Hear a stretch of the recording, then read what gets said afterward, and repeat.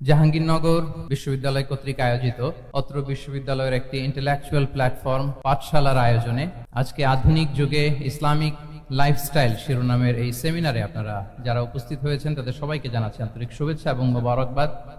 আহলান ওয়া সাহলান ওয়া মারহাবান বিকুম ফি হাযাল লিকা আত-তাইয়িব আল মুবারাক। আমরা স্যারদের মুখ থেকে শুনছিলাম যে এত চমৎকার পরিবেশে কোনো ইসলামিক সেমিনার বা কনফারেন্স এটা আগে হয়নি। আলহামদুলিল্লাহ, জুলাই আপরাইজিং এর পরে আল্লাহ তাআলা খুব সহজ করে দিয়েছেন, আমাদের জন্য প্রশস্ত করে দিয়েছেন। আপনারা জেনে থাকবেন যে আমি নিজেও প্রায় 5 বছর দেশের বাইরে ছিলাম। মালয়েশিয়াতে থেকে ভাবতাম যে দেশে কি আমি 29 সালে ঢুকতে পারবো না 41 সালে ঢুকতে পারবো। তো আল্লাহ তাআলার প্ল্যান যে ভিন্ন সেটা তো আমাদের জানা ছিল না। খুত্তাতুল্লাহি আ'যামু মিন খুত্তাতিনা, আমাদের প্ল্যানের চেয়ে আল্লাহর প্ল্যান অনেক বড়। আমরা এতটুকু দেখি, কিন্তু আল্লাহ হয়তো আরো অনেক দূর আমাদের জন্য প্রশস্ত করে রেখেছেন আলহামদুলিল্লাহ। তো এই 5 আগস্টের গণ অভ্যুত্থান বা বিপ্লব পরবর্তী বাংলাদেশের এই চমৎকার পরিবেশে আমরা যে একত্রিত হতে পেরেছি, সুন্দর সুন্দর কনফারেন্স সেমিনারের মধ্য দিয়ে আমরা আমাদের আইডিয়াগুলো শেয়ার করতে পারছি, এটা আমাদের জন্য অনেক বড় নেমা, আল্লাহর পক্ষ থেকে রাহমা। তো আমরা যেন এটাকে পজিটিভলি কাজে লাগাই এবং এই যে ইসলামের বিউটি, এটা যেন আমরা আমাদের ভাই বোনদের কাছে তুলে ধরতে পারি। আপনারা নিশ্চয় জানেন যে অনেকে ইসলামের বিরোধিতা করে, ইসলামকে অপছন্দ করে এজন্য না, ইসলামের ব্যাপারে তার ইনডেপথ নলেজ না থাকার কারণে। এখানে আমাদেরও দায় কম না, আমাদের প্রপার প্রেজেন্টেশনের অভাবে আমরা সুন্দরভাবে ইসলামকে তাদের কাছে হয়তো উপস্থাপন করতে পারিনি, ফলে তারা ইসলামের বিরোধিতা করে। তো আমাদের প্রাইম ডিউটি হচ্ছে আমরা নিজেরা ইসলামকে অনুশীলন করব এবং ইসলামের সৌন্দর্যকে, দ্য বিউটি অফ ইসলামকে আমরা অন্যের সামনে তুলে ধরব। এটা হচ্ছে আমাদের দায়িত্ব। আপনারা খুব চমৎকার সেমিনারের একটা টপিক নির্ধারণ করেছেন যে আধুনিক যুগে ইসলামিক লাইফস্টাইল। শুরুতে আমি ইসলামিক লাইফস্টাইল বলতে আসলে কি বোঝায় এই আইডিয়াটাকে, কনসেপ্টটাকে ক্লিয়ার করে আমি আমার মূল আলোচনায় যাব ইনশাআল্লাহ বিইذনিল্লাহ। এই ফ্যানটা একটু কমাতে হবে, ফ্যানের বাতাসটা সামান্য একটু কমাই দিলে হবে। খুব সহজে যদি বলি, ইসলামিক লাইফস্টাইল হচ্ছে যে লাইফস্টাইল কোরআন সুন্নাহ থেকে উৎসারিত এবং যে লাইফস্টাইল হচ্ছে এন্ডোর্সড বাই ইসলাম, যে লাইফস্টাইল আমাদের প্রিয় নবী মুহাম্মদুর রাসূলুল্লাহ সাল্লাল্লাহু আলাইহি ওয়া আলিহি ওয়াসাল্লাম তিনি নিজে লিড করে দেখিয়েছেন আমাদেরকে। এটাই হচ্ছে ইসলামিক লাইফস্টাইল। আই রিপিট, যে লাইফস্টাইল কোরআন সুন্নাহ থেকে উৎসারিত, যেই লাইফস্টাইলকে ইসলাম এন্ডোর্সড করে এবং যে লাইফস্টাইল আল্লাহ রাসূল সাল্লাল্লাহু আলাইহি ওয়া আলিহি ওয়াসাল্লাম আমাদেরকে তিনি লিড করে দেখিয়েছেন। এটা একটা কমপ্লিট প্যাকেজ, একটা হোলিস্টিক প্রজেক্ট। এখানে কাটছাট করার সুযোগ নেই, মানে পিক এন্ড চুজ করার সুযোগ নেই। আমার পুরো জীবনটাকেই ইসলামে অনুশাসন দিয়ে যদি আমরা পরিচালিত করি, ইসলামের ছাঁচে যদি সাজাই, সেটা হবে ইসলামিক লাইফস্টাইল। এখানে পিক এন্ড চুজের কোনো সুযোগ নাই। মানে মুসলিম হইলে পার্ট টাইম মুসলিম হওয়া যায় না, ফুল টাইম মুসলিম হইতে হয়। মানে জীবনের প্রতিটা অঙ্গনে ইসলামকে আমাদের প্র্যাকটিস করতে হবে, কারণ আমরা জানি ইসলাম মানে হচ্ছে complete submission to the order of Allah, to the wish of Allah. কোন যদি কিন্তু তবে ছাড়া আল্লাহর আদেশের সামনে নিজেকে উজাড় করে দেওয়ার নাম হচ্ছে ইসলাম। আই রিপিট, আমি আবারও বলছি, কোন যদি কিন্তু তবে ছাড়া আল্লাহর অর্ডারের সামনে নিজেকে সঁপে দেওয়ার নাম কি? ইসলাম। সবাই বলুন তো, আল্লাহর আদেশের সামনে কোনো যদি কিন্তু তবে ছাড়া নিজেকে সাবমিট করা, এই সাবমিসিভ অ্যাটিটিউডের নাম কি? সবাই বলুন তো। তাহলে আপনি পিক এন্ড চুজ করতে পারবেন না যে এটা আমার ভাল লাগে, এটা আমার সাথে যায়, সো আমি এটা নিলাম, এটা আমার সাথে যায় না, সো এটা থেকে আমি দূরে থাকলাম। তাইলে এটা ইসলামিক লাইফস্টাইল হলো না। এই কনসেপ্টটা কি ক্লিয়ার সবার কাছে? এটা একটা total package, it's a total project, it's a holistic program. আপনি আপনার সুবিধা মতো এখানে কাটছাট করতে পারবেন না, নিলে পুরোটাই নিতে হবে।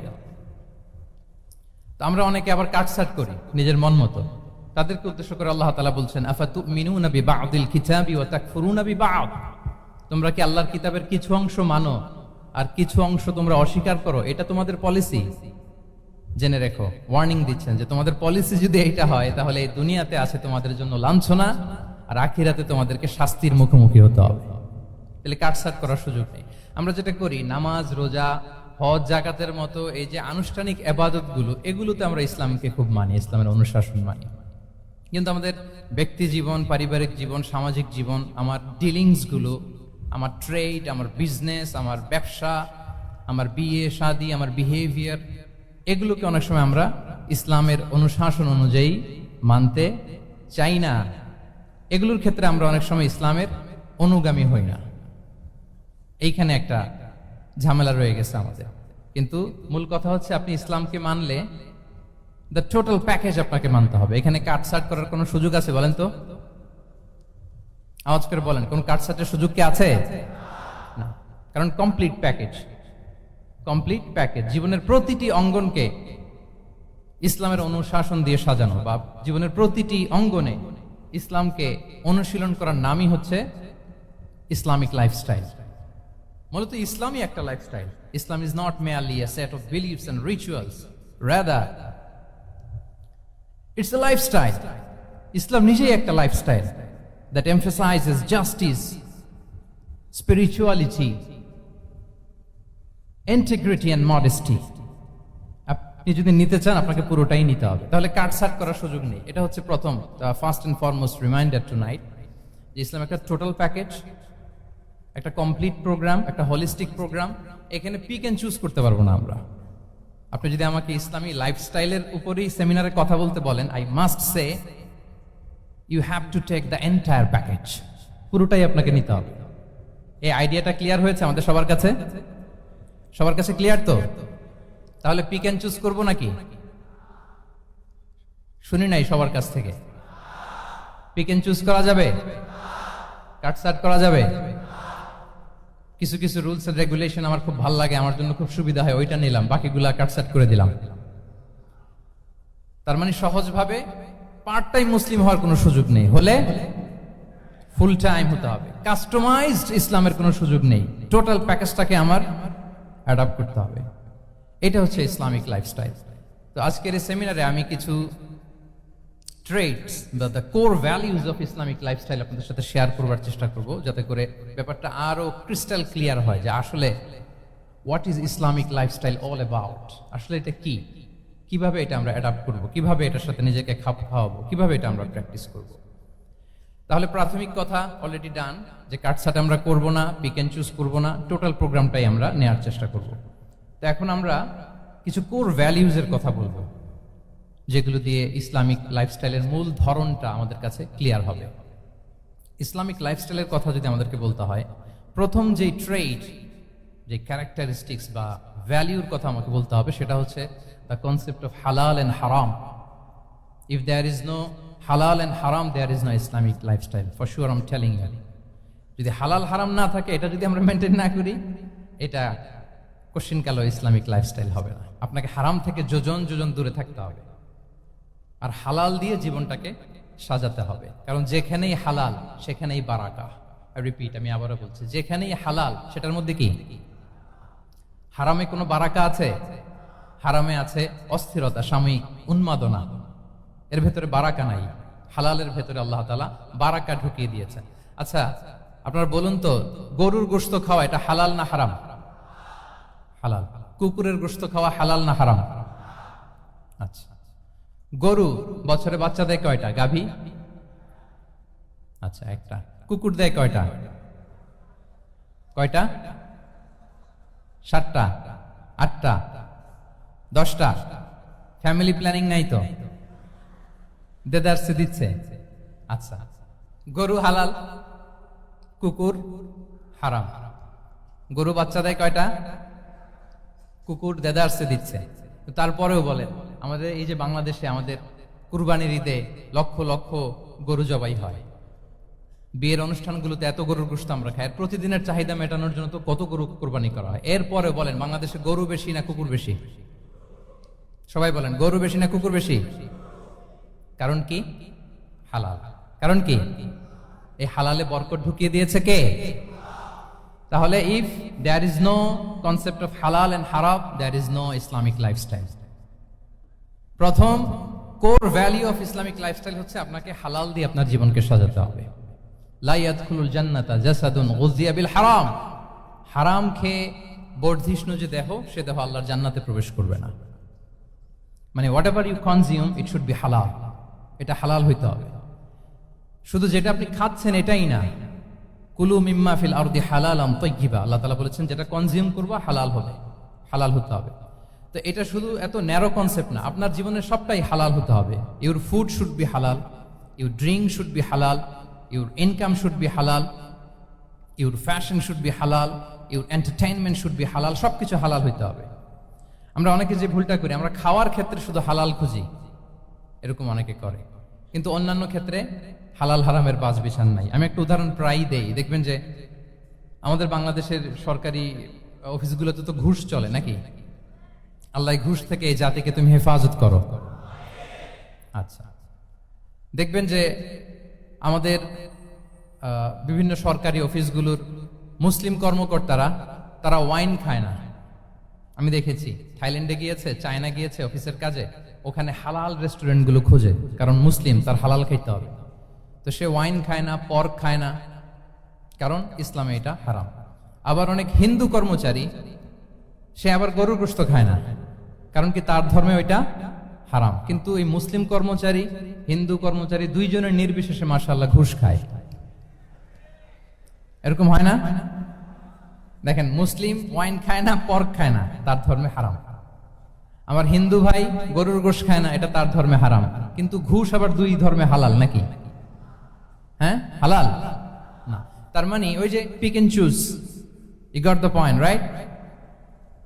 পিক এন্ড চুজ করেছে যে আমার ধর্মের এই নিয়ম আমি মানবো, কারণ এটা আমার জন্য খুব ফ্লেক্সিবল, এটা খুব ভালো লাগে। কিন্তু যেটা কঠিন হয়ে যাচ্ছে, যেটা তার বিরুদ্ধে দাঁড়াচ্ছে, ওইটা সে মানে না। তাহলে পিক এন্ড চুজ করার কোনো সুযোগ, আমরা আমাদের গোটা জীবনকে হালাল দিয়ে সাজাইতে হবে। তাহলে your lifestyle will be Islamic lifestyle. এই কথাটা কি বুঝতে পেরেছেন? তাহলে ইউর ফুড শুড বি হালাল, ইউর ড্রিঙ্ক শুড বি হালাল, ইউর ফ্যাশন শুড বি হালাল, ইউর ইনকাম শুড বি হালাল, ইউর এন্টারটেইনমেন্ট শুড বি হালাল, even your relationship should be হালাল। ব্যাপার কি? এটার এত আওয়াজ বেড়ে গেল।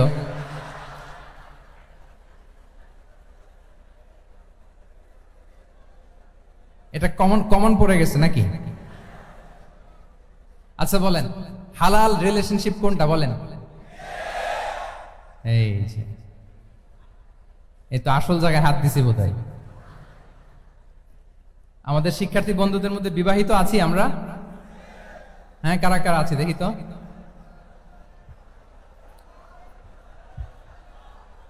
দেখি দেখি, মাশাআল্লাহ মাশাআল্লাহ, ঠিক আছে ঠিক আছে। আমাদের বোনরা উপরে আছেন, মাশাআল্লাহ, অনেকে হাত তুলেছেন, আলহামদুলিল্লাহ। এই তো আমাদের যারা হাত তুলছেন তাদের জন্য একটা তাকবীর দেই আমরা, আল্লাহু আকবার। এই যে আপনারাই বলেছেন, আমার কোনো লিগ্যাল অপিনিয়ন দেওয়ার প্রয়োজন হচ্ছে না, যে হালাল রিলেশনশিপ হচ্ছে বিয়ে। তাহলে বিয়ের বাইরে যদি আমার কোনো রিলেশনশিপ থাকে, হালাল না হারাম? ফতোয়া দিচ্ছে কে? আমি? আপনারাই দিচ্ছেন। বলেন, বিবাহ পরবর্তী কোনো যদি এক্সট্রা ম্যারিটাল রিলেশনশিপ থাকে, এটা ইসলামে হালাল না হারাম? তাইলে pre marriage relationship, after marriage relationship, এটা শরীয়তে হারাম। তো এই হারাম যদি আমি এই হারামের সাথে যদি নিজেকে জুড়ে দেই, তাহলে আমার লাইফস্টাইল এটা ইসলামিক লাইফস্টাইল হতে পারে না। আমরা বিয়ের মতো পবিত্র বন্ধনের মধ্য দিয়ে আমরা আমাদের দাম্পত্য জীবনকে উপভোগ করব। আল্লাহ তৌফিক দান করুক। এই যে অনেকে হাত তুলে ফেলছে, মাশাআল্লাহ, তার মানে সেকেন্ড ইয়ারে আছে, ফার্স্ট ইয়ারে আছে, থার্ড ইয়ারে আছে, আলহামদুলিল্লাহ, হালাল রিলেশনশিপে তারা গিয়েছে, মাশাআল্লাহ। তাহলে হালাল এন্ড হারামের ব্যাপারে যদি আমরা বলি, আমাদের পুরো জীবনের প্রতিটি অঙ্গন আমরা হালাল দিয়ে সাজাবো। কি বলেন? পারা যাবে তো ইনশাআল্লাহ? হারামের সাথে আমাদের কোনো সম্পর্ক আছে? হ্যাঁ, আমরা সবকিছু হালাল দিয়ে সাজাবো তো? হারামকে আমরা না বলে দিব না, নো। আজকের এই জহির রায়হান মিলনায়তন, না এটা কি নাম? জহির রায়হান মিলনায়তনের এই হলরুম থেকে হারামকে আমরা লাল কার্ড দেখাই দিলাম। কি বলেন? হারামকে আমরা নো বলবো, আওয়াজ করে বলো নো। ওকে, নো টু হারাম। তাহলে দ্য কনসেপ্ট অফ হালাল এন্ড হারাম আশা করি আমাদের কাছে ক্লিয়ার। আমরা হালাল দিয়ে নিজেদের জীবনকে সাজাবো, হারামের সাথে আমাদের কোনো সম্পর্ক নাই। তাহলে একটা ট্রেইট আমরা শেয়ার করলাম, একটা কোর ভ্যালু শেয়ার করলাম, যে আমরা যদি হালাল মেনটেন করতে পারি আমাদের জীবনে, এটা হচ্ছে one of the core values of Islamic lifestyle. 2 নম্বর হচ্ছে, ইসলামিক লাইফস্টাইলটা বেসিক্যালি এটা একটা প্রোডাক্টিভ লাইফস্টাইল। মানে ইসলাম আমাদেরকে ইসলামী লাইফস্টাইল আমাদেরকে প্রোডাক্টিভ হতে উদ্বুদ্ধ করে। আপনার দিন শুরু হবে অনেক সকালে, প্রোডাক্টিভিটি নিয়ে অনেক লম্বা আলোচনা করা যেতে পারে। আমি ছোট্ট একটা পয়েন্ট যদি আজকের এই হলরুমে শেয়ার করি প্রোডাক্টিভিটি নিয়ে, যে ইসলামিক লাইফস্টাইল হচ্ছে আপনি একেবারে সকাল সকাল আপনার দিন শুরু করবেন। Early to bed and early to rise makes a man healthy wealthy. সবাই তো শিখেছি এটা, যে আগে আগে ঘুমোতে যাও, আগে আগে ঘুম থেকে জাগো, তুমি ধনী হবে, তারপর তুমি প্রজ্ঞাবান হবে, তুমি সুস্বাস্থ্যের অধিকারী হবে। এটা হচ্ছে ইসলামিক লাইফস্টাইলের একটা কোর ভ্যালিউ। সকাল সকাল দিন শুরু করা মানে সানরাইজের আগে আমার সকাল শুরু হবে। কাজী নজরুলের যে কবিতা, সূর্যি মামা জাগার আগে উঠবো আমি জেগে, পড়েছি আমরা সবাই, কিন্তু হয়তো মানা হয় না। তো এই যে সকাল সকাল ঘুম থেকে উঠা, এটা যদি আপনার মধ্যে না থাকে, এটা ইসলামিক লাইফস্টাইল হতে পারে না। You must be a morning person. সকাল সকাল উঠতে হবে। আপনার সময় এমনভাবে মেনটেন করবেন আপনি যে সকাল সকাল ফজরের পর থেকে আপনি অ্যাক্টিভ। তার মানে you have to wake up early, you have to sleep early. একজন মর্নিং পারসন যদি না হন, এটা ইসলামিক লাইফস্টাইল হবে না। এর কারণ আল্লাহ রাসূল সাল্লাল্লাহু আলাইহি ওয়া আলিহি ওয়াসাল্লাম আমাদেরকে সকালে জেগে থাকার ব্যাপারে ইন্সপায়ার করেছেন, এবং তিনি দোয়া করেছেন এই উম্মার জন্য স্পেশালি, যে এই সময়টা এটা full of baraka, full of blessings. তিনি দোয়া করেছেন, আল্লাহুম্মা বারিক লি উম্মতি ফি বুকুরিহা। আল্লাহ এই উম্মতের বুকুরটা মানে সকালের সময়টা, লেটস সে সানরাইজের পরে 3-4 ঘন্টা, এই সময়টাকে আল্লাহ আপনি বরকত দিয়ে ভরে দেন। এই সময়টাতে ঘুমানো যাবে না, এটা হচ্ছে বরকতের সময়। এবং আল্লাহ রাসূল সাল্লাল্লাহু আলাইহি সাল্লাম যদি কোনো সামরিক অভিযান প্রেরণ করতেন, এই টাইমে প্রেরণ করতেন, এই বুকুরের টাইম। এবং সাহাবারা তাদের কোনো ট্রেড ক্যারাভ্যান, ব্যবসায়িক কাফেলা যখন সেন্ড করতেন, এই টাইমটাতে সেন্ড করতেন, কারণ এই টাইমটাতে বারাকা। তো এখন নিজের সাথে মিলিয়ে নেন যে এই টাইমটাতে আমরা কি করি। আমি জানি না আপনাদের কি অভ্যাস। আমি এসে তো শুনলাম যে জাহাঙ্গীরনগর বিশ্ববিদ্যালয়ে নাকি যতজন শিক্ষার্থী মানে ততজনের জন্য এখানে আবাসনের ব্যবস্থা আছে। বাংলাদেশের কোনো ইউনিভার্সিটিতে নাকি এটা নাই। আলহামদুলিল্লাহ, অসাধারণ প্রিভিলেজ, এখানে অনেক সুন্দর সুযোগ। তো এখন বলেন আপনাদের সকালের রুটিন কি? বলেন, ঘুমিয়ে থাকেন না জেগে থাকেন? হ্যাঁ, আচ্ছা, ফজরের পরে আমরা ঘুমাই কারা কারা দেখি? সর্বনাশ। আচ্ছা ঠিক আছে, হাত নামান। আচ্ছা, ফজরের পরে আমরা একটু এক্সারসাইজ করি, পড়াশোনা করতে বসি কারা কারা? মাশাআল্লাহ, আছে কিছু, ঠিক আছে, হাত নামান। এবার 2 বারের 1 বারও যারা হাত তুলেননি তারা হাত তুলেন। আপনারা কি করেন? এইটা এটা হ্যাঁ, ডিভাইস। তো সম্মানিত সুধী মণ্ডলী, আল্লাহুম্মা বারিক লি উম্মতি ফি বুকুরিহা। আপনারা আমাকে এনেছেন ইসলামিক লাইফস্টাইল নিয়ে বলতে, তো আমাকে বলতেই হবে ফজরের পরে ঘুমানো চলবে। প্রথমে আমরা হারামকে না বলে দিলাম, এবার আমরা না করে দিব কোনটাকে? হ্যাঁ, ফজরের পরে আজকে থেকে কোনো ঘুম চলবে। যদি আপনি চান একটু একটু দূরে সরাইতে হবে, এই যে ড্রোনগুলো একটু একটু দূরে সরাইতে হবে। ফজরের পরে আজকে থেকে আমি এখানে জবরদস্তি করব না, শুধু আপনাদের সামনে আমি প্রেজেন্ট করছি। যদি সেমিনারের যে টপিক নিয়ে আপনারা শুনতে এসেছেন, এটা যদি আপনি অ্যাডাপ্ট করতে চান, অনুশীলন করতে চান, হ্যাঁ, ফজরের পরে আজকে থেকে কোনো ঘুম চলবে। এই সময়টাতে অনেক বারাকা আছে। তো কি করতে হবে? এটার জন্য আগে আগে ঘুমোতে হবে। কি বলেন? অনেকে ফজরের এই বরকতময় সময়টা তারা ঘুমাতে ঘুমাতে মিস করে। এর কারণ দেরিতে ঘুমোতে যাওয়া। আগে আগে ঘুমানোর অভ্যাস করতে হবে, কিন্তু আগে তো ঘুম আসে না, তাই না? এই যে ডিভাইস আমাদেরকে ঘুমাতে দেয় না, আমাদের শান্তির ঘুম কেড়ে নিছে এই ডিভাইস। এই ডিভাইস অ্যাডিকশন, স্ক্রিন আসক্তি, স্ক্রিন আসক্তি আমাদের শান্তির ঘুমকে কি করেছে? কেড়ে নিয়েছে। আল্লাহ তাআলা রাতকে বানিয়েছেন ঘুমের জন্য। ওয়াজআলনাল লাইলা লিবাসা। লিবাস মানে আবরণ। আমি রাতকে বানিয়েছি পোশাকের মতো আবরণ করে, যে আবরণ রাত্রিবেলা নিঝুম নিঝুম নিস্তব্ধ অন্ধকার দিয়ে ছেয়ে দেয়। ফলে মেলাটিন নামে একটা হরমোন নিঃসরিত হয়, আমাদের ঘুম ঘুম ভাব আসে। ঘুমের জন্য আল্লাহ তৈরি করেছেন রাতকে। এরপরে আল্লাহ তাআলা বললেন ওয়াজআলনান নাহারা মাআশা। আর দিনকে বানিয়েছি আমি প্রাণ চঞ্চল করে, দিনে আমরা কাজ করব। তাহলে রাতে আগে আগে ঘুম, আর দিনের বেলা আল্লাহ তাআলা আমাদেরকে কাজ করার জন্য সৃষ্টি করেছেন, কিন্তু এই সাইকেলটাকে আমরা ঘুরাই ফেলছি। রাতে যত দেরি করে আপনি ঘুমাবেন, সকালে ঠিক তত দেরি করে আমাকে উঠতে হয়, ঠিক কিনা বলেন? তাহলে ফজরের পর বকুর পিরিয়ড অফ টাইমটাকে কাজে লাগাতে হলে রাতে আমাদেরকে আগে ঘুমাতে যেতে হবে। রাতে কি করতে হবে? আগে ঘুমোতে যেতে হবে। তাহলে এক নম্বরে কি বললাম? কনসেপ্ট অফ হালাল এন্ড হারাম। 2 নম্বরে বললাম প্রোডাক্টিভিটি। ইসলামিক লাইফস্টাইল হচ্ছে একটা প্রোডাক্টিভ লাইফস্টাইল। এটা মেনটেন করতে হলে প্রোডাক্টিভিটির অনেক কথা। একটা কথা হচ্ছে সকাল সকাল আপনার দিন শুরু করুন। কি পারা যাবে তো ইনশাআল্লাহ? সবাই একসাথে পড়ে ইনশাআল্লাহ। এই যে আমাদের দেরি করে রাতে ঘুম আসে, স্ক্রিন আসক্তি, এই ডিভাইস আমাদের আরামের ঘুম কেড়ে নিছে কেন জানেন? এর কারণ হচ্ছে আল্লাহর দেয়া যে ফিতরাত, এই ফিতরাতকে আমরা উল্টে দিয়েছি। ফিতরাত শব্দটার সাথে আপনাদের পরিচয় আছে? হ্যাঁ, the innate characteristics of a human being. একটা মানুষের যে ক্যারেক্টারিস্টিক্স, যে ইননেট স্বভাব দিয়ে আল্লাহ তাআলা তৈরি করেছেন, নেচার, এটাকে আরবিতে বলে ফিতরাত। এই ফিতরাতের বিরুদ্ধে কিছু করা যাবে না। ইসলামিক লাইফস্টাইল হচ্ছে ফিতরা বেসড লাইফস্টাইল। ফিতরাতাল্লাহিল্লাতী ফাতারান নাসা আলাইহা লা তাবদীলা লিখালকিল্লাহ। আল্লাহর প্রকৃতির অনুসরণ করো, যে প্রকৃতি দিয়ে তিনি মানুষকে সৃষ্টি করেছেন। আর আল্লাহর সৃষ্টি কাঠামোর মধ্যে কোনো পরিবর্তন, কোনো বিকৃতি নেই। সুবহানাল্লাহ বিহামদি। তা আমরা এই ফিতরাতকে চেঞ্জ করে দেওয়ার কারণে এই ঝামেলা। আমরা সবাই এই ফিতরাতের উপর জন্মেছি।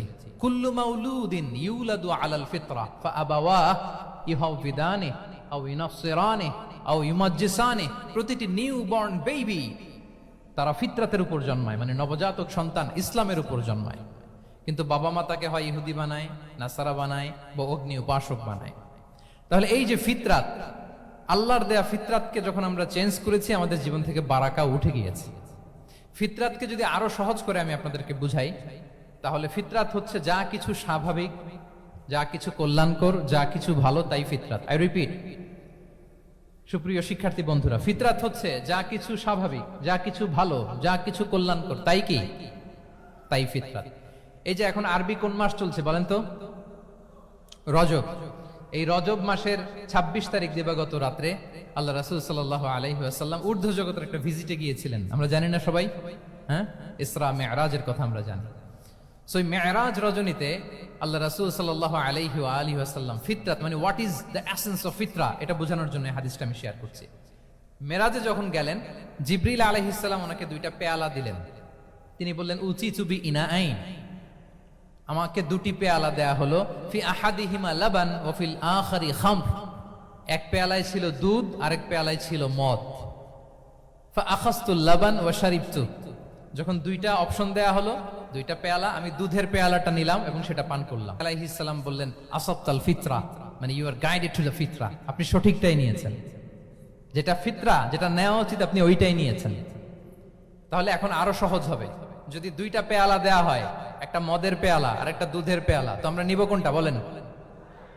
হ্যাঁ, তাইলেই ফিতরা হবে। তাহলে কি হবে? তাহলে যেটা স্বাভাবিক, যেটা কল্যাণকর, যেটা আমাদের জন্য ভালো, সেটা হচ্ছে ফিতরা।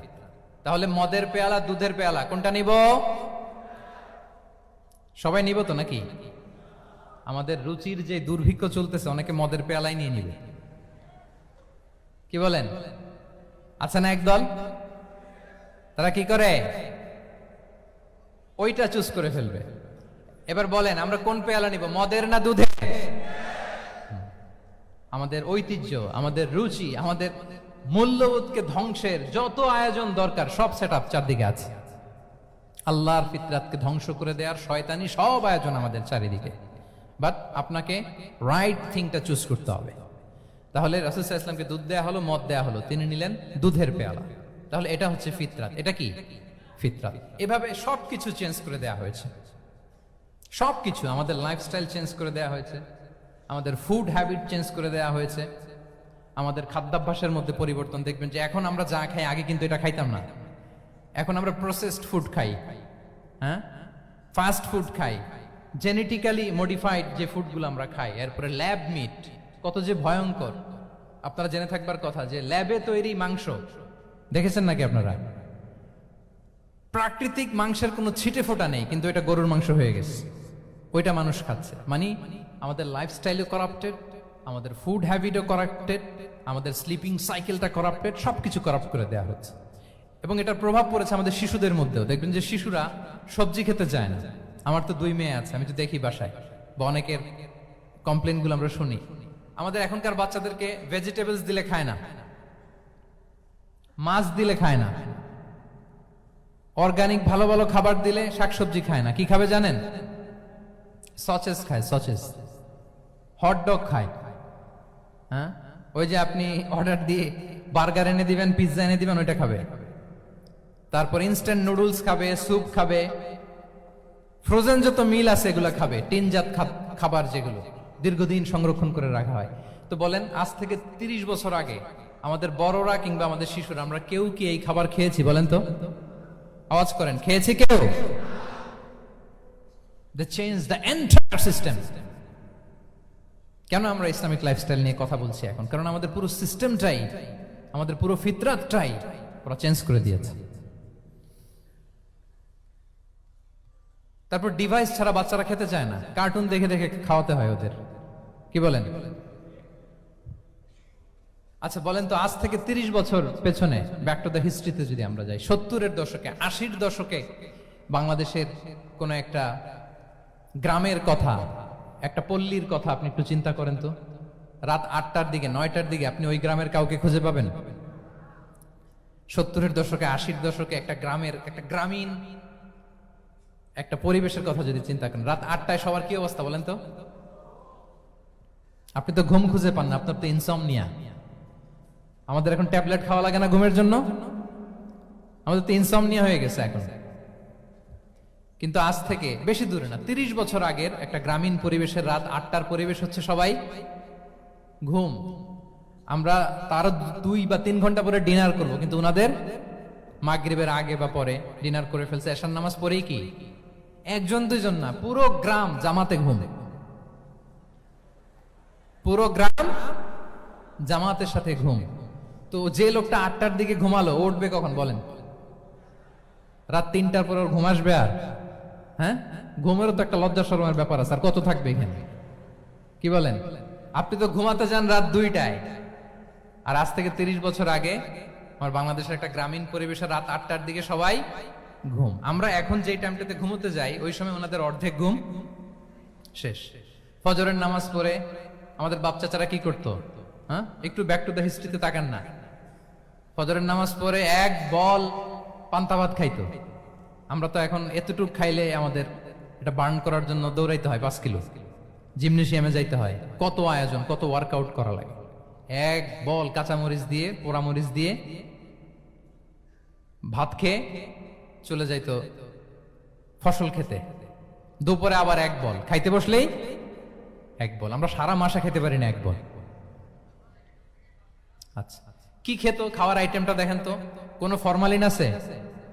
কথা বলেন।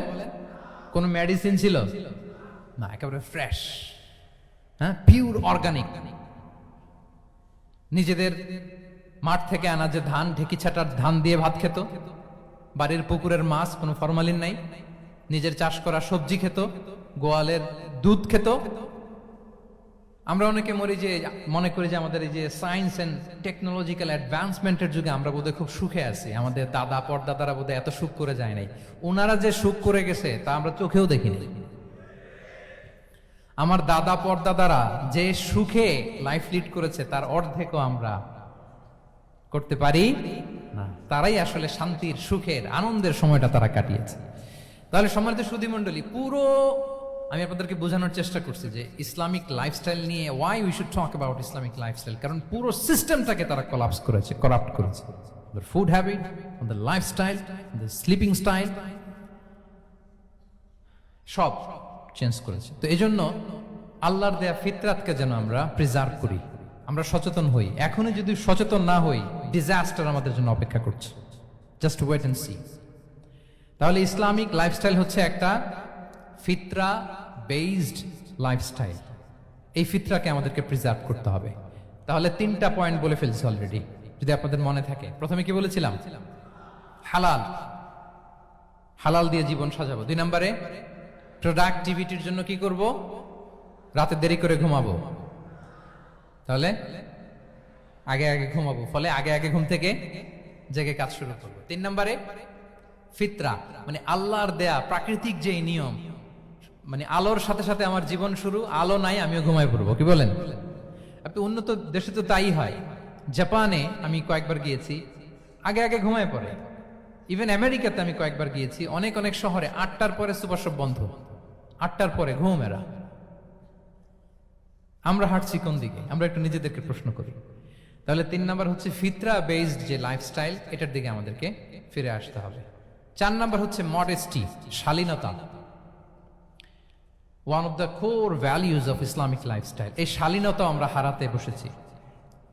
মডেস্টি বললে অনেকে শুধু কাপড় চোপড় নিয়ে চিন্তা করে যে ছোট কাপড় বড় কাপড়। Modesty is not about only clothing but also your behaviour, your dealing, your overall character. শুধু আপনি মডেস্টি শালীনতা বললে কাপড় চোপড় নিয়ে চিন্তা করবেন না। এটা আপনার মডেস্টি ইন ইউর স্পিচ, আপনার কথার মধ্যেও শব্দ চয়নে মডেস্টি থাকতে হবে, আপনার বিহেভিয়ারে মডেস্টি থাকতে হবে, আপনার ডিলিংসে মডেস্টি থাকতে হবে। এই শালীনতা আমরা হারাচ্ছি। তার বিপরীতে আমাদের সমাজে অশ্লীলতার প্রসার হচ্ছে, লাজুকতা হারিয়ে যাচ্ছে। লাজুকতা,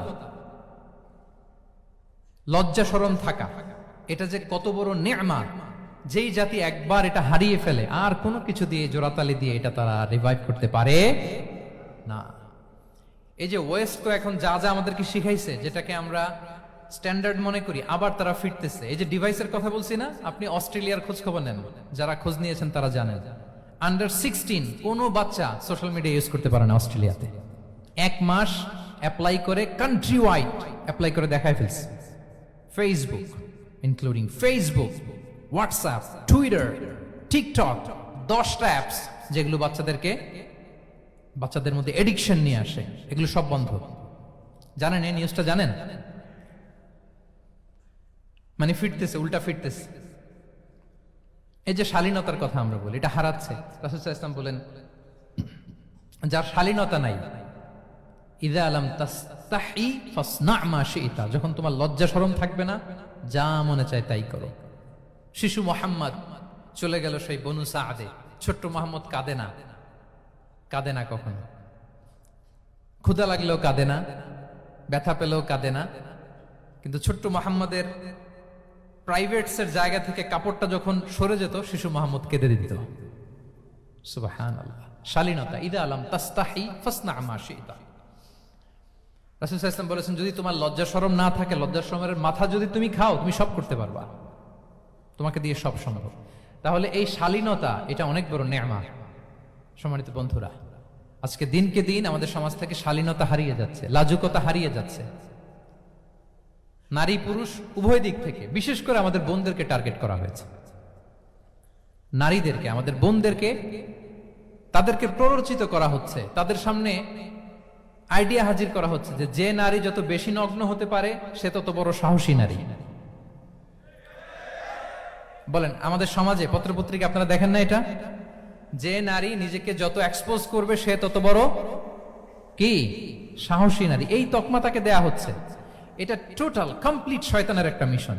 শয়তানের প্রথম মিশন হচ্ছে বনি আদমকে বিবস্ত্র করা। কি করা? আল্লাহ তাআলা আদম আলাইহিস সালাম, হাওয়া আলাইহিস সালামকে বলেছিলেন যে নিষিদ্ধ গাছ যেও না, খেও না। শয়তানের প্ররোচনায় খেয়ে ফেলেছিলেন, সাথে সাথে জান্নাতের পোশাক খুলে পড়েছে। তার মানে শয়তানের প্রথম মিশন হচ্ছে মানুষকে কি করা? নগ্ন করা। মানুষকে কি করা? নগ্ন করা।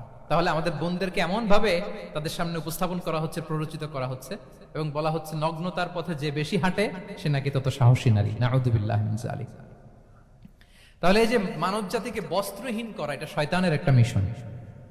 তার বিপরীতে ইসলাম নারীকে সম্মান দিয়েছে, সম্মান করেছে। যে ঘরে প্রথমে কন্যা জন্মায়, খায়রুকুম মান বুখিরা বিল উনসা, সে ঘরটাকে আল্লাহ তাআলা বরকতময় করে দেয়। 2 সন্তান তো 2 জান্নাতের দরজা ওপেন। 2 কন্যা সন্তান, 3 কন্যা সন্তান তো 3টা জান্নাতের দরজা ওপেন। সুবহানাল্লাহ। স্ত্রী হয়ে যখন ঘরে যাবে, যে ব্যক্তি তার স্ত্রীর কাছে সেরা, পরিবারের কাছে সেরা, সে সবার কাছে সেরা, সে আল্লাহর কাছে সেরা। সুবহানাল্লাহ। এবং কোন মা যদি সন্তান জন্ম দিতে যে মারা যায়, কিয়ামতের দিন আল্লাহ তাআলা ওই মাকে শহীদদের কাতারে দাঁড় করাবেন। আর যদি সেফলি সন্তান ভূমিষ্ঠ হয়, আল্লাহ বলে মায়ের পায়ের নিচে ওই সন্তানের বেহেশত। সুবহান! কিভাবে নারীর স্টেটাস, মর্যাদাকে ইসলাম বাড়িয়েছে। এবং এই যে ইসলাম যে নারীকে যে ভিআইপি হিসেবে কনসিডার করে, হ্যাঁ, ইসলামের দেয়া নারীর ড্রেস কোড নিয়ে আমাদের অনেকের কত কথা, কত ক্রিটিক। এটা কেন করে? কারণ Islam consider women as a queen. Islam তো নারীকে রানী হিসেবে কনসিডার করে। কি হিসেবে বলেন? আচ্ছা বলেন, যে কুইন হবে, যে রানী হবে, তার একটা স্পেশাল ড্রেস কোড থাকবে না? তার একটা স্পেশাল প্রোটোকল থাকবে না? রানীর সাথে কি যা মনে চায় তা করা যায়, দেখা করা যায়, তার কাছে যাওয়া যায়? আল্লাহু আকবার! কারণ ইসলাম চায় নারীদের জন্য পৃথিবীটা নিরাপদ হোক। ইসলাম চায় নিজ গৃহে বা কর্মক্ষেত্রে নারীরা নিরাপদ থাক। ইসলামের যত ভ্যালিউজ আছে, যত রুলস এন্ড রেগুলেশন আছে, এটা আমাদের ভালোর জন্য, মানব জাতির কল্যাণের জন্য। তাহলে এই অশ্লীলতা থেকে আমাদের যোজন যোজন দূরে থাকতে হবে। If you talk about Islamic lifestyle, আমাদেরকে শালীনতা, মডেস্টি ফিরিয়ে আনতে হবে। You have to maintain modesty. আমি যদি আরো ডিপে যাই, দেখেন এই যে প্রত্যেকের হাতে এক একটা করে পর্ন হাব হয়ে গেছে এখন, হয়েছে না? পর্নোগ্রাফির সয়লাভ, বিকৃত যৌনাচারের সয়লাভ। এখন নতুন নামে, নতুন মোড়কে, LGBTQ নামে আমাদের সমাজে নানা মোড়কে আমাদের সামনে উপস্থাপন করা হচ্ছে। শুনেছেন না এগুলো? আপনারা নাম শুনেছেন? এই যে ট্রান্সজেন্ডারিজম, নাম শুনছেন না? নিজের দেহ কাটাকাটি করে দিব্যি পুরুষ, 4 সন্তানের বাবা, এখন হঠাৎ করে বলে যে আমি মনে মনে নারী, তো সোসাইটি যেন আমাকে নারী স্বীকৃতি দেয়। বায়োলজিক্যালি দিব্যি নারী, 3 সন্তানের মা, এখন বলে যে এখন আমি মনে মনে ভাবতেছি পুরুষ, তো আমাকে পুরুষ হিসেবে তুমি কনসিডার করো। আল্লাহর দেয়া ফিতরাত, এই যে বলছে উল্টায় ফেলতেছে, এই ফিতরাতকে ধ্বংস করার সবচেয়ে জঘন্যতম এই নতুন যেটা বাজারজাত করা হচ্ছে যে আইডিওলজি, এটা হচ্ছে ট্রান্সজেন্ডারিজম। অধিকারের মোড়কে, তাও আসতেছে কিভাবে? কিসের মোড়কে বলেন তো? রাইটস এর কথা বলে, যেটা একটা রাইটস। এজন্য সম্মানিত সুধীমণ্ডলী, শালীনতার কোনো বিকল্প নেই। If you want to take care of yourself, if you want to take care of your family, your society, you have to maintain modesty. কোনো বিকল্প নেই, সাবধান হইতে হবে আমাদেরকে। তাহলে 4 নম্বরে কি? শালীনতা, মডেস্টি। শালীনতা হচ্ছে ইসলামিক লাইফস্টাইলের ভূষণ। এখন পরিকল্পিতভাবে এই শালীনতার কবর রচনা করা হচ্ছে আমাদের সমাজে। আপনারা কি রাগ করতেছেন? কথা ক্লিয়ারলি বুঝতে পারতেছেন? আমি যদি রয়ে শয়ে কথা বলি, বুঝতে পারবেন আপনারা? ক্লিয়ারলি মেসেজগুলো আমি আপনাদের সামনে পৌঁছে দিচ্ছি। তাহলে কয়টা গেল? 4টা। হালাল, প্রোডাক্টিভিটি, প্রিজার্ভিং ফিতরা, এন্ড ফাইনালি মডেস্টি। 4টা কাভার। 5 নম্বরে হচ্ছে ইসলামিক লাইফস্টাইল যদি আমরা মেনটেন করি, we must have to be optimistic, hopeful, আশাবাদী হইতে হবে। মুমিনের ডিকশনারিতে হতাশা নেই। আমরা হতাশ হই না, আমরা নিরাশ হই না, আমরা ভরসা রাখি এক মহান সত্তার উপর। আওয়াজ করে বলুন, তিনি কে? শয়তানের মিশন হচ্ছে আমাদেরকে হতাশ বানানো। আমি স্টেজে ওঠার আগে সম্মানিত স্যার বলতেছিলেন যে আপনি একটু আশাবাদী করবেন আমাদের নারী শিক্ষার্থীদের ব্যাপারে, আমাদের ছেলে শিক্ষার্থীদের ব্যাপারে। কয়েকটা ইস্যু স্যার বললেন যে কিছু ফ্রাস্ট্রেশন তাদের মধ্যে কাজ করে। আজকে আপনাদের ডিকশনারি থেকে ফ্রাস্ট্রেশনকে একেবারে অমিট করে দিয়ে যাব। বলেন, বিশ্বাসীদের ডিকশনারিতে হতাশা বলে কোনো শব্দ আছে? ফ্রাস্ট্রেশন আছে? কারণ শয়তানের মিশন হচ্ছে আমাদেরকে হতাশ বানানো। কি বানানো? শয়তান আমাদেরকে আশাবাদী করতে চায় না, সে চায় আমরা যেন হতাশ হই। আমি ভুল করেছি, পাপ করেছি, অন্যায় করেছি, তো শয়তান সেই পাপের সাগরে আমাকে হাবুডুবু খাওয়াতে চায়। বলে আর অনেক ভুল হয়ে গেছে, অনেক দূর তুই চলে এসেছিস, আর আল্লাহ তোকে ক্ষমা করবে না, থাক এখানেই থাক, করতে থাক। এরকম শয়তান টেম্পটেশন দেয়, প্রভোকেশন করে। কিন্তু শয়তান জানে না যে আল্লাহর রহমতের দরিয়া কত বড়। শয়তানের মিশন হচ্ছে আমাদেরকে হতাশ বানানো, আর আল্লাহর বাণী আমাদের হৃদয়ে আশা জাগায়, আশাবাদী করে তোলে। আল্লাহর এই কিতাবের, কোরআনের প্রতিটি আয়াতে পরতে পরতে পাবেন আপনি মোটিভেশন, ইন্সপিরেশন। আল্লাহু আকবার। লা তাহজান ইন্নাল্লাহা মা'ানা। মনকে তুমি বুঝিয়ে বলো আল্লাহ আছেন আমার সাথে। জাহাঙ্গীরনগর বিশ্ববিদ্যালয়ের আমার সুপ্রিয় শিক্ষার্থী বন্ধুরা, এই বাক্যটি নিজের জীবনের জন্য, নিজের জীবনের সাথে সেট করে নেন। মনকে তুমি বুঝিয়ে বলো আল্লাহ আছেন আমার সাথে। বিপদে আপদে, আমাদের লাইফে আপস এন্ড ডাউনস থাকে, সব মুহূর্তে আমরা এই কথাটা খেয়াল করবো যে কেউ যদি আমাকে হেল্প করার জন্য নাও থাকে, এক মহান সত্তা আছে, তিনি কে? আল্লাহ রাসূল সাল্লাল্লাহু আলাইহি ওয়াসাল্লাম আবু বকর রাদিয়াল্লাহু তাআলা আনহু গারে সাউরে হিজরতের রাতে লুকিয়ে আছেন। কুরাইশরা খুঁজতেছে, আবু বকর রাদিয়াল্লাহু তাআলা আনহু তটস্থ, না জানি ধরা পড়ে যায়। তিনি বলছেন কুরাইশরা আমাদের এত পাশ দিয়ে যাচ্ছে, একটু মাথা নিচু করলে দেখে ফেলবে আমাদের। রাসূল সাল্লাল্লাহু আলাইহি ওয়াসাল্লাম বলছেন যে ভয় পেও না। আবু বকর, তুমি কি ভেবেছো আমরা এখানে গুহাতে দুইজন? না না, এই গুহায় আমরা দুজন নই, আমাদের সাথে একজন মহান সত্তা আছে। তিনি কে?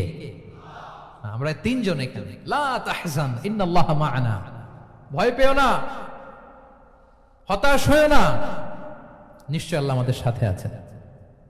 আল্লাহ তাআলা সরাসরি কথাটাকে কোরআনে কোট করেছেন যে লা তাহজান ইন্নাল্লাহা মা'ানা।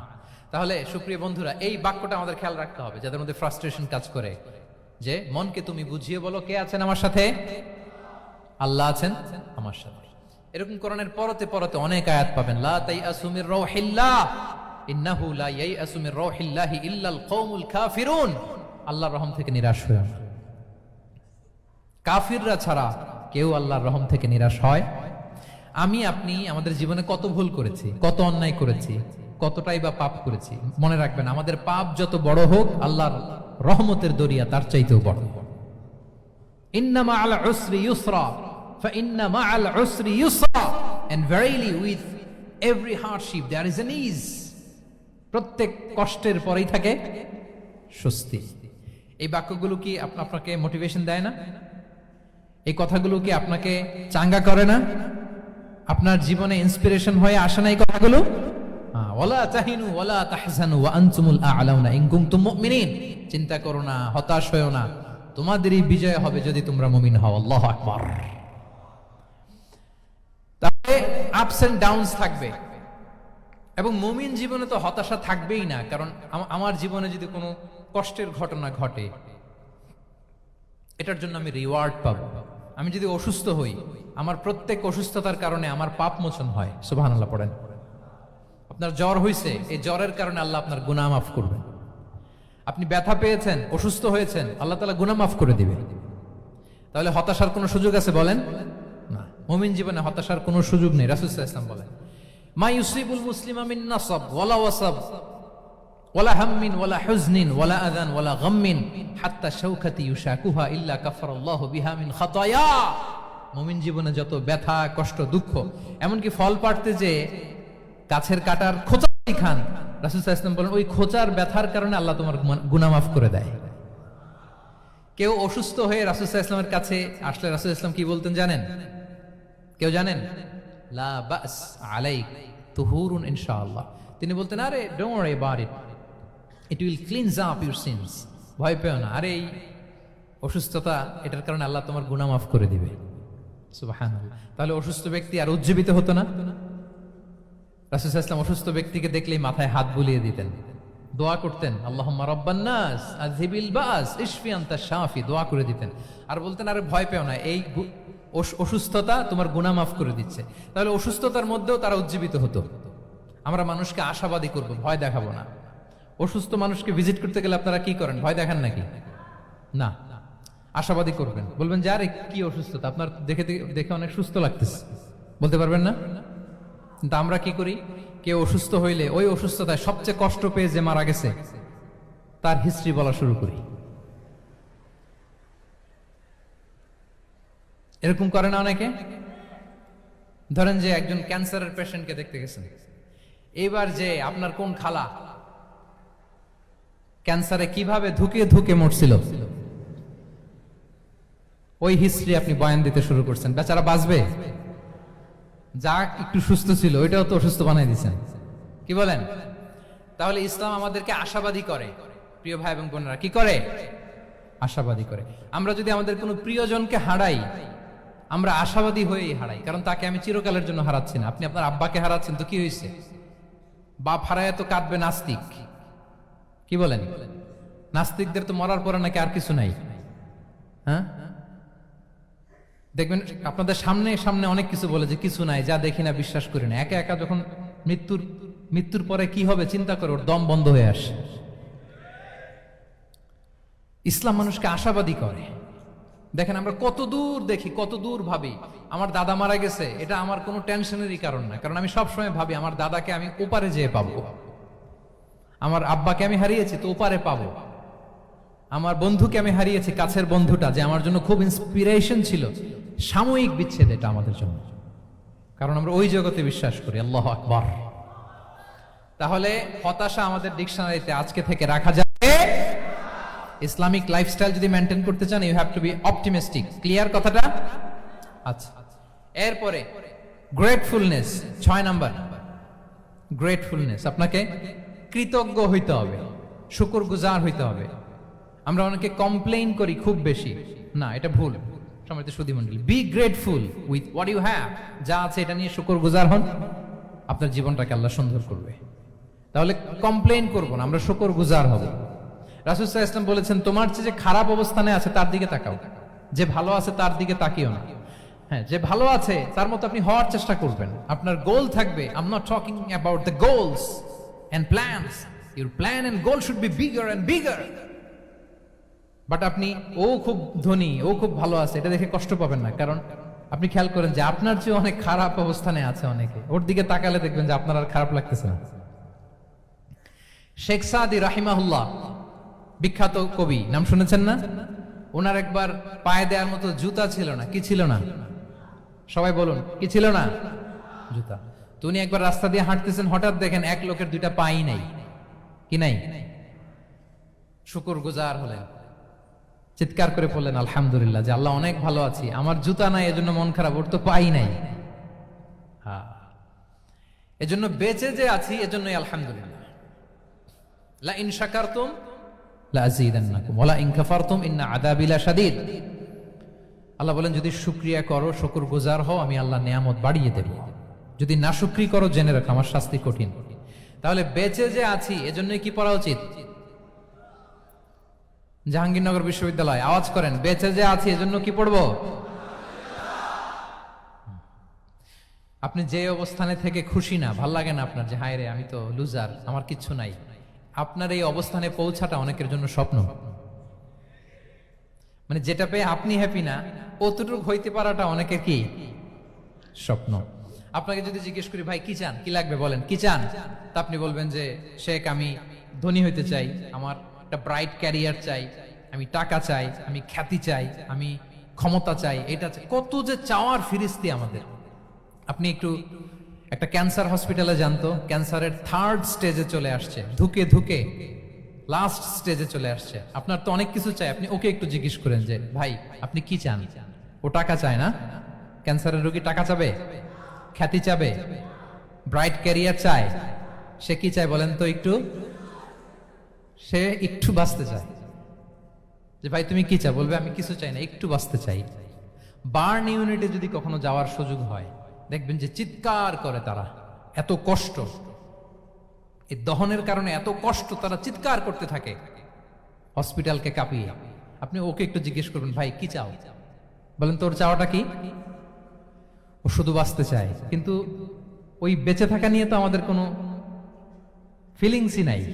আমরা যে বেঁচে আছি এটা যে শুকরগুজার হওয়ার অনেক বড় একটা কারণ, আমরা এরকম করে ভাবিই না। এজন্য সুপ্রিয় সুধী মণ্ডলী, আমরা যে বেঁচে আছি এজন্য আলহামদুলিল্লাহ। শুধু বেঁচে থাকার কারণে আমরা কি পড়বো? তাহলে গ্রেটফুলনেস। আপনি যদি ইসলামিক লাইফস্টাইলে নিজেকে অভ্যস্ত করতে চান, আপনার যেমনি অপটিমিস্টিক হইতে হবে, এট দ্য সেম টাইম আপনাকে কি হইতে হবে? গ্রেটফুল হইতে হবে। 7 নম্বরে তাওয়াক্কুল। Put your trust on Allah, because only He can help you, only He can protect you. And when you put your trust on Allah, you are in a divine shield. আপনি যখন আল্লাহর উপর নিজেকে ন্যস্ত করেন, আপনি একটা ডিভাইন, একটা প্রোটেকশনের ভেতরে থাকেন। বিশ্বাসীরা কি করে? আল্লাহর উপর ভরসা করে। কি করে? কার উপর? তদবিরের উপর, লবিং এর উপর, মামা চাচা? তাহলে আল্লাহর উপর ভরসা। কার উপর? ফাইদা আযামতা ফাতাওয়াক্কাল আলাল্লাহ। আল্লাহর উপর ভরসা করবে। এমনকি ঘর থেকে বের হওয়ার সময় রাসূল সাল্লাল্লাহু আলাইহি ওয়াসাল্লাম আমাদেরকে বলেছেন আল্লাহর উপর তাওয়াক্কুল করো। আমরা কি দোয়া পড়ি বলেন তো ঘর থেকে বের হয়ে? বিসমিল্লাহি তাওয়াক্কালতু আলাল্লাহ। নিয়ে আমাদের অনেক মিসকনসেপশন আছে। আমাদের মধ্যে একটা প্রবণতা আছে, অনেকে বলে যে যা হবে হবে, আল্লাহ ভরসা। বলে যে যা হবে হবে, কি ভরসা? কথা বলতে হবে তো আমার সাথে। আপনার কি বোরিং হচ্ছেন? ওরে আল্লাহ, অনেক রাত হয়ে গেছে, তো শেষ করে দেই তাহলে। আর কয়েক মিনিটের মধ্যে শেষ করবো ইনশাআল্লাহ। তাহলে অনেকের মধ্যে একটা প্রবণতা আছে, তারা বলে যে যা হয়েছে হয়েছে, কি ভরসা? যা করে আল্লাহ, আল্লাহ ভরসা। এটা it's not the concept of তাওয়াক্কুল। এটা তাওয়াক্কুল নয়। ইসলামে তাওয়াক্কুল is always at the second step. The first step is your effort. প্রথমে আপনি চেষ্টা করবেন, এরপরে আপনি আল্লাহর উপর তাওয়াক্কুল করুন। কিছু না করে যদি বলেন আমি আল্লাহ ভরসা, এটা আল্লাহ ভরসা হয়েছে? এটা আপনার মন গড়া একটা কথা হয়েছে, কিন্তু এটা তাওয়াক্কুল হয়? আমাদের অনেকে অলসতা, অকর্মণ্যতা, অপারগতা, হীনমন্যতা এগুলোর তাওয়াক্কুল বানায় ফেলেছে। হাত গুটায় বসে থাকবে, কাজ করবে না, অলস, আর বলে কি আল্লাহ ভরসা। রিজিকের মালিক আল্লাহ, কিছু করবে না আর বলে আল্লাহ ভরসা। প্রিয় ভাইরা, রাসূল সাল্লাল্লাহু আলাইহি ওয়াসাল্লাম তিনি অলসতা, অকর্মণ্যতা, হীনমন্যতা, কাপুরুষতা, ভীরুতা এগুলো থেকে আল্লাহর কাছে পানাহ চেয়েছেন। নিজের সাধ্যের সবটুকুন তিনি করেছেন, তারপরে আল্লাহ ভরসা করেছেন। এবং পাখিকে ইসলামে তাওয়াক্কুলের মডেল বানানো হয়েছে। রাসূল সাল্লাল্লাহু আলাইহি ওয়াসাল্লাম বলেন, লাউ আন্নাকুম তাতাওয়াক্কালুনা আলাল্লাহি হাক্কা তাওয়াক্কুলিহি লা রাযাকাকুম কামা ইয়ারযুকুত তুয়ুর তাগদু খিমাসান ওয়া তারুহু বিতানান। মানে তোমরা যদি পাখির মতো তাওয়াক্কুল করো, তাহলে পাখিকে আল্লাহ যেমন রিজিক দেয় তোমাদেরকেও রিজিক দিবে। পাখি কি করে বলেন তো? প্রতিদিন সকালবেলায় ওর ঘরের ভিতরে বসে বলে যে আল্লাহ ভরসা। বলে? বরঞ্চ কি করে সে? সকাল সকাল কিচির মিচির রবে, দিক দিগন্ত মাতিয়ে সে বের হয়ে যায়, সারাদিন ঘুরতে থাকে। তাহলে খালি পেটে সকালবেলায় পাখিগুলো বের হয়ে যায়, আকাশে বাতাসে ছুটে বেড়ায়, আর বিকেল বেলায় ওদর পূর্তি করে প্রতিটা পাখিকে তার নিড়ে ফিরিয়ে দেয় কে? আপনারা তো বোঝা অনেক সহজ। এটা তো নাকি একেবারে আপনাদের জাহাঙ্গীরনগর, এটা তো নাকি পাখিদের অভয়ারণ্য শুনলাম আমি, কখনো আসা হয়নি আমার। দিনের বেলা আসা দরকার ছিল, তাহলে আপনাদের ক্যাম্পাস বিউটি আমি দেখতে পেতাম। তো পাখি কিন্তু বসে থাকে না, সকালে কি করে? খালি পেটে পাখিগুলো বেরিয়ে যায়, ওরা ওদের রোল প্লে করে, চেষ্টা করে, এরপরে বিকেল বেলা ওদর পূর্তি করে তাদেরকে নিড়ে ফিরিয়ে দেয় কে? তাহলে পাখিকে তাওয়াক্কুলের মডেল বানানো হয়েছে। আপনি হাত গুটিয়ে বসে থেকে বললেন আল্লাহ ভরসা, এটা হয়েছে না।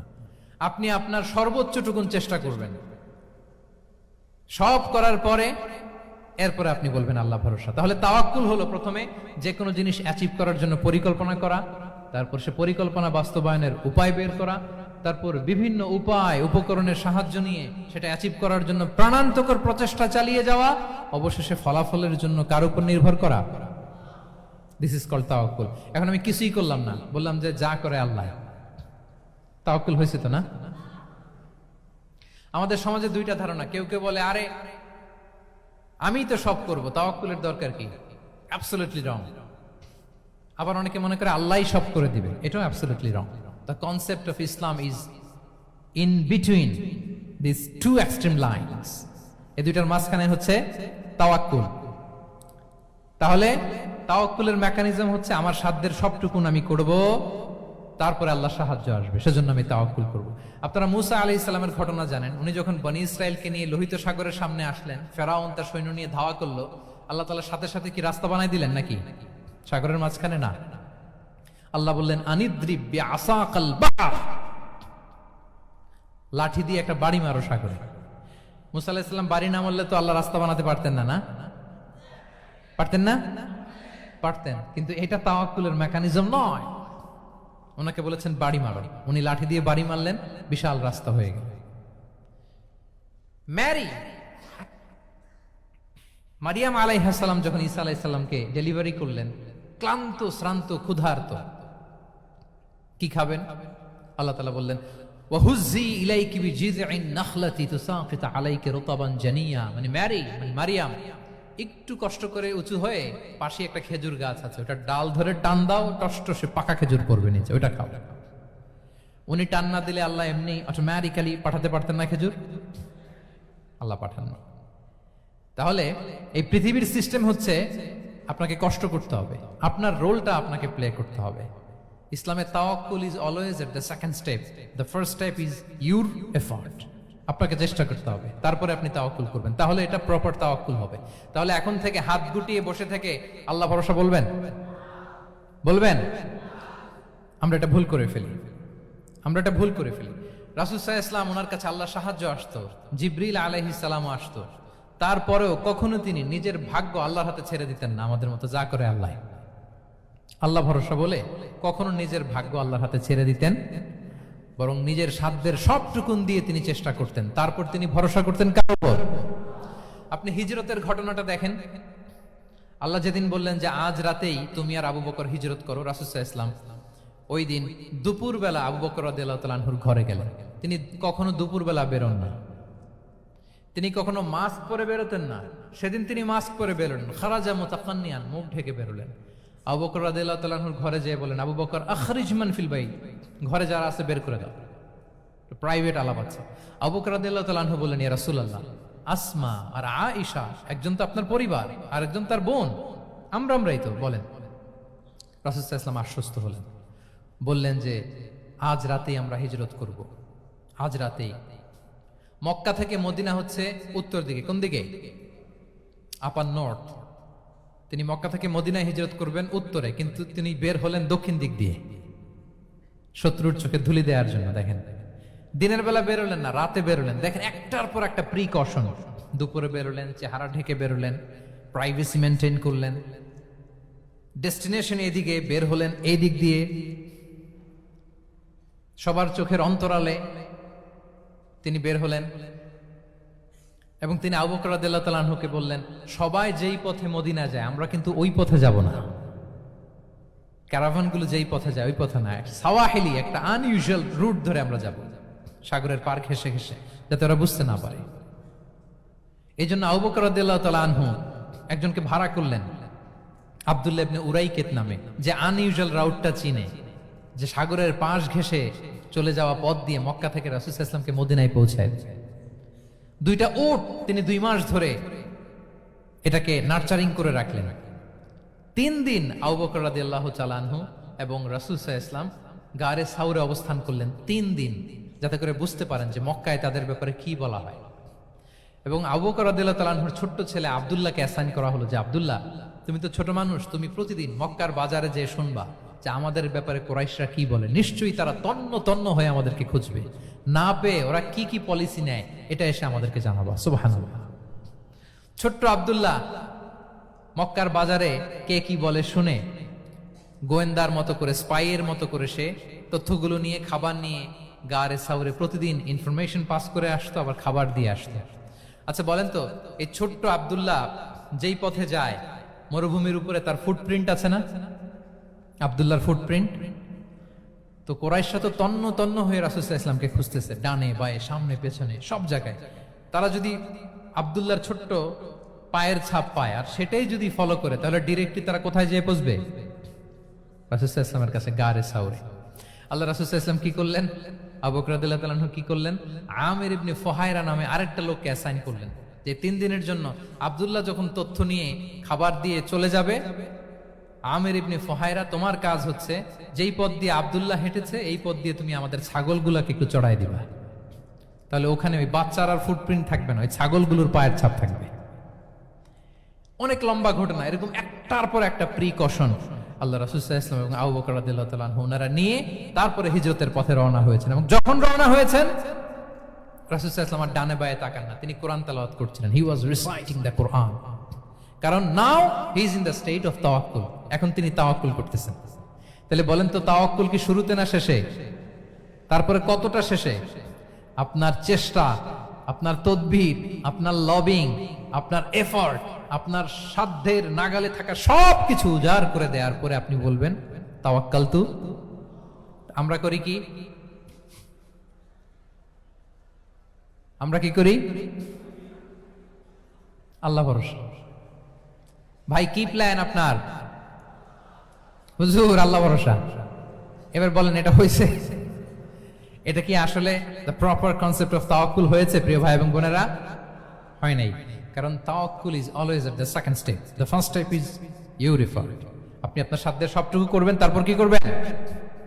ক্লিয়ার? সব শেষ কথা হচ্ছে, আপনি যদি ইসলামিক লাইফস্টাইল মেনটেন করতে চান, আপনাকে উম্মা সেন্ট্রিক অ্যাটিটিউডের অধিকারী হতে হবে। উম্মা সেন্ট্রিক। আমাদের মুসলিম উম্মা একটা দুঃখী উম্মা, নেতৃত্বহীন উম্মা, বলিষ্ঠ নেতৃত্বের অভাবে এদিক থেকে লাথি মারলে আমরা এদিকে যাই, এদিক থেকে মারলে এদিকে যাই। শুধু একটা স্ট্রং লিডারশিপের অভাব, ঠিক কিনা বলেন? এই যে আমাদের রোহিঙ্গা ভাইয়েরা 10 মিলিয়ন আসছে, ওনারা এখন 1 মিলিয়ন আসছে, 10 লাখ, এখন বোধহয় 2 মিলিয়ন প্লাস হয়ে গেছে বা 3 মিলিয়ন হয়ে গেছে। আমি গত মাসে গিয়েছিলাম রোহিঙ্গা ক্যাম্পে দেখার জন্য তাদের কি অবস্থা। এমন মানবতার জীবনযাপন তারা করতেছে। ধর্মে তারা কোন ধর্মের বলেন তো? আমাদের ভাই, আমাদের বোনেরা, তাদের কোনো সলিউশন নাই। কাশ্মীরের ভাই বোনদের কি অবস্থা দেখেন তো। আর গাজার অবস্থা নাই বা বললাম।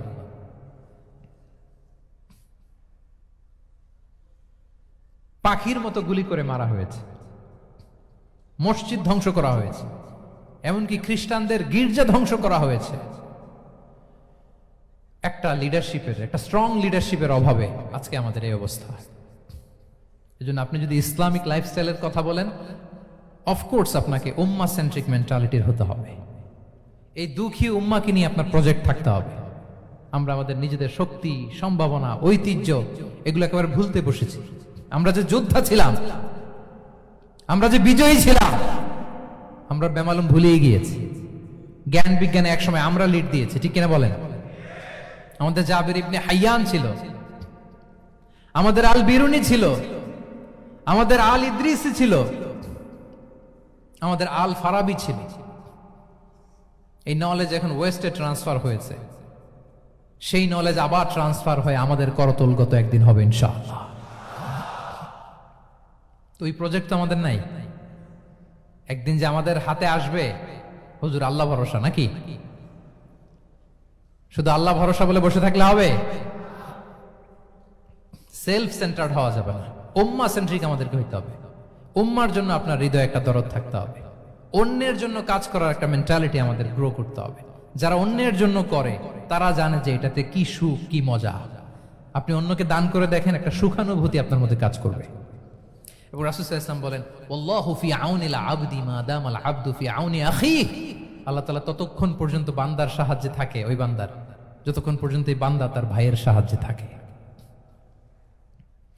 এজন্য আমাদের প্রতিটি কাজে, পদক্ষেপে আমাদের নির্যাতিত ভাইয়েরা যেন তারা আমাদের চিন্তায় থাকে, তারা যেন আমাদের দোয়ায় থাকে, আমাদের সহযোগিতায় থাকে, এবং উম্মার জাগরণে যেন নিবেদিত হয় আমাদের সকল এফোর্ট, সকল প্রজেক্ট, সকল প্রচেষ্টা। কি পারা যাবে কিনা বলেন? উম্মার জন্য এরকম স্যাক্রিফাইসিং মেন্টালিটি আমাদের থাকার দরকার আছে না নাই? তাহলে উম্মা সেন্ট্রিক মেন্টালিটি আমাদের করতে হবে সম্মানিত সুধী মণ্ডলী। তাহলে ইসলামিক লাইফস্টাইল নিয়ে যদি আমরা কথা বলি, আমাদের উম্মা সেন্ট্রিক হওয়ার কোনো বিকল্প নাই। আমি যদি পুরো আলোচনার সামারি করি, তাহলে বলতে হবে, শুরুতে আমি যেটা বলেছিলাম যে এখানে পিক অ্যান্ড চুজ করে ইসলামিক লাইফস্টাইল অ্যাডাপ্ট করার আমাদের কোনো সুযোগ মনে আছে? যে কথা দিয়ে শুরু করেছিলাম, পিক অ্যান্ড চুজ করা যাবে মন মতো না, পুরোটাই মানতে হবে। এবং 8টা, মোস্ট লাইকলি 8টা core values of Islamic lifestyle আমি আপনাদের সাথে শেয়ার করেছি। একটু যদি রিকল করি, 1 নম্বরে কি বলেছিলাম বলেন তো? হালাল, হালাল মেনটেন করতে হবে, হারামের সাথে আমাদের কোনো সম্পর্ক। 2 নম্বরে প্রোডাক্টিভিটি। 3 নম্বরে ফিতরা বেসড লাইফস্টাইল হতে হবে। 4 নম্বরে মডেস্টি। 5 নম্বরে হতাশ হওয়া যাবে না, মনকে তুমি বুঝিয়ে বলো আল্লাহ আছেন আমার সাথে, অপটিমিজম। তারপরে আল্লাহর উপর ভরসা করা, গ্রেটফুলনেস। 7 নম্বরে কোনো কিছু না করে, হ্যাঁ, সবকিছু করার পরে, মাশাআল্লাহ, অ্যাবসলিউটলি রাইট আনসার। সবকিছু আমার সাধ্যের সবটুকুন করার পরে কি করব? কার উপর তাওয়াক্কুল করব? এবং আমরা উম্মাহ সেন্ট্রিক চিন্তা লালন করব, উম্মাহ কেন্দ্রিক। পারা যাবে তো? এই কোর ভ্যালিউজ গুলো যদি আপনি মেনটেন করেন, this would be the Islamic lifestyle. সম্মানিত সুধী, ইসলাম ইসলাম আমাদেরকে যে লাইফস্টাইল প্রেসক্রাইব করেছে সেই প্রেসক্রাইব লাইফস্টাইলে আমাদেরকে সাবস্ক্রাইব করতে হবে। এর বাইরে মুসলিমের কোনো লাইফস্টাইল থাকতে পারে, এর বাইরে অন্য কোনো লাইফস্টাইল আল্লাহর কাছে গ্রহণযোগ্য হতে পারে। আল্লাহ তাআলা আমাদের সবাইকে কথাগুলো বোঝার ও আমল করার তৌফিক দান করুন।